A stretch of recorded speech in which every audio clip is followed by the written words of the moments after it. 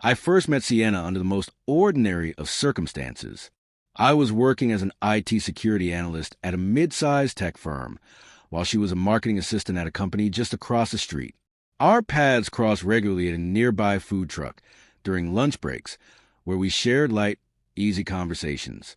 Sienna's quick wit, bold self-assurance, and sharp-edged sarcasm pulled me in, even before I fully realized the depth of her charm.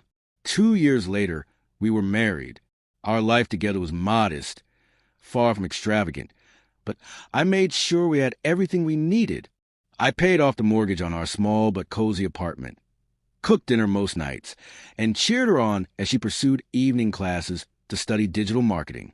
My confidence in her abilities often exceeded her own, and when Sienna earned promotion to brand strategist at a well-known cosmetics company, pride swelled in my chest. She called me from her car one afternoon, her voice bubbling with excitement as she recounted how her new boss, Damien, had encouraged her to apply and strongly supported her candidacy. I trusted her completely, never once doubting her honesty. But within 6 months, things began to unravel. Sienna's returns home became erratic, not just a few minutes late, but deep into the night, sometimes past midnight. Her explanations were rehearsed and vague. Client meetings running long, urgent deadlines for product launches, the usual work stress. When I pressed for more details, she dismissed my concerns, making me feel like a jealous fool, someone unable to trust her. One night, as she took a shower, her phone lit up on the bedside table. A message popped up from Damien, asterisk, I keep replaying how you looked at me when you left my place this morning. Asterisk, my heart stopped. A cold dread flooded over me. With trembling hands, I scrolled through weeks of messages, unabashed, unguarded exchanges that left no doubt. They laughed at my ignorance, shared intimate details about my blindness, and discussed how Sienna could never be satisfied with a simple life after being with Damien. When she stepped out of the bathroom, wrapped only in a towel, she saw me holding her phone. Her face betrayed no remorse, only a calm, detached indifference. She sighed sharply and said, I'm sleeping with my boss. Either accept it or leave. Her tone was cold, as though I were a worn-out possession she no longer cared about. I didn't yell. I didn't beg. I simply nodded and said, all right. She smirked, mistaking my restraint for weakness. But I looked her squarely in the eyes and added, you'll see what this means soon enough. The very next day, I took a day off work. Drawing on my 15 years of experience in cybersecurity and my network of professional contacts, I launched an investigation.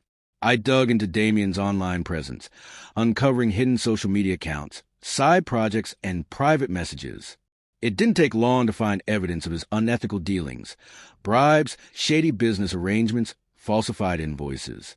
Carefully, I compiled timestamps, screenshot, and IP logs, then sent everything anonymously to his company's board of directors. Within a week, Damien was suspended pending an investigation. 2 weeks later, he was fired, but my work wasn't finished. Sienna's work laptop was secure with a laughably weak password, which I bypassed with ease. There, I uncovered emails linking her to some of Damien's fraudulent expense reports for business trips that were, in reality, romantic getaways. I forwarded this evidence to her company's HR department. They acted swiftly. By the end of the day, she was terminated. That evening, when she came home, her makeup streaked with panic. She cried, "It's all gone. Damien won't even talk to me. They say I might be blacklisted from the industry." I looked at her silently for a moment, then said, "Accept it."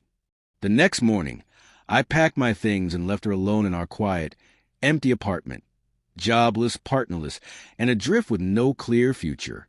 Months later, through mutual friends, I learned she had moved back to her parent house and was working part-time in a small retail shop. She sent me a single email, asterisk, I messed up, asterisk, I never responded. Some people only learn through the full weight of their consequences. I made sure Sienna felt every ounce of the dismissiveness she had directed at me. This wasn't about revenge or destroying her life. It was about reclaiming my own dignity. Sienna had assumed I would tolerate her betrayal as an inevitable reality. She misjudged the quiet man who had supported her dreams, cooked her meals, and believed in her when no one else did. Once trust shatters, No words can mend it. She gambled everything for a fleeting affair with her boss, thinking I'd be too weak to walk away. Instead, I dismantled the life she had built on lies, without raising my voice or begging her to stay. Sometimes the most powerful response is silence. The moment I stopped fighting for her was the moment I started fighting for myself.